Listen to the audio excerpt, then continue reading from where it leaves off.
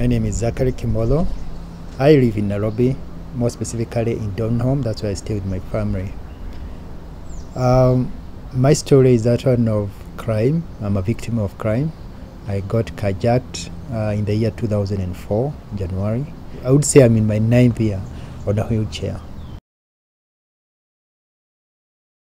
I was driving from Kikuyu to Nairobi, and as I was going to on the acceleration lane, that's when I was overtaken. As I was stopping, I had to stop because of the acceleration lane. And as I was on the road, just waiting for the road to clear, I suddenly realized that I'm surrounded. And it happened so fast because one of the persons who were carjacking me was in front of me, of the vehicle, and this gentleman is raising his hands up. And I thought momentarily, it's like I've caused an accident. So as I'm thinking about this guy who is in front of me, the other gentleman come from my side. Unfortunately, I had lowered my window. And at that moment, he ordered me to open the car. And in the confusion of what is this not happening, he repeats again, open the window, open the doors. And I agreed, I obliged. And at that time, he then told me, move to the other seat. I quickly realized things are not okay here. And at that moment, he also asked me, "Huoni hii ni nini? Don't you see this? What this is?" And yes, there was a gun, on the door, on the car's door. And then I told him, "Can you give me some time?" I opened the seat belt, and he didn't wait. He just shot. In fact, with an abuse, jinga, you're being stupid or something. And that was it. In less than a minute, it was done. And this guy again now tries to come in between me and the steering wheel.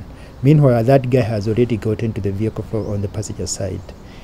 And with the commotion which was there, some people near the kiosk actually saw it, now had the gunshot, and they started to come for my rescue. At that moment, I think they realized they didn't get it right, because that's the time they got out of the vehicle and went back to the one they had come with, which apparently they had left the doors open for quick escape in case they don't succeed. And that was it. So they left me there for the dead and off the war. And as you know, with paralysis, unfortunately, he hit me at on my shoulders, and the bullet went through my spine to the other shoulder. Unfortunately for me, the paralysis took effect immediately. So I'm in a situation whereby I cannot control the vehicle.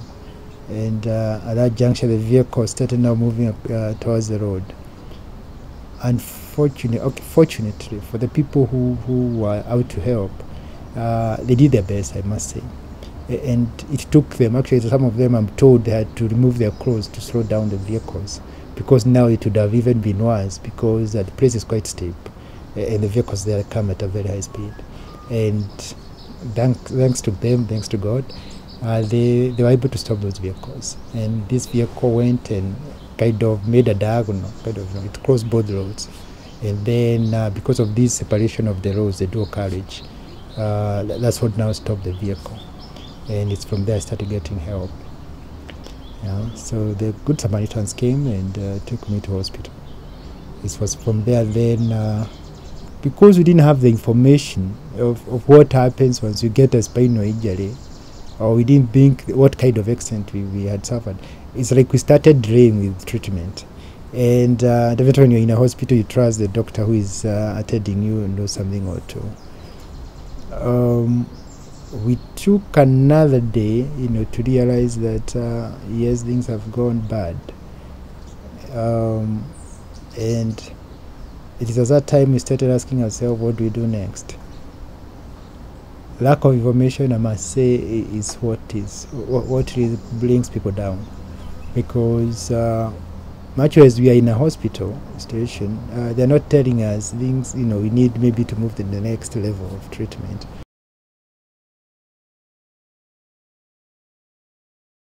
I stayed in the hospital for Kikuyu. I stayed for 10 days. Kenyatta National Hospital, I stayed for 90 days. Total, we are talking of 100 days. But thanks to my doctor, he was quite, quite a doctor to say. He kind of had taken it so personally, and he advised us accordingly. Yeah. From here, I would want you to go home, but I'll make sure that I get you the best physiotherapist. So the recommendation was get the right house, have some changes on his bed, and then get somebody to assist him.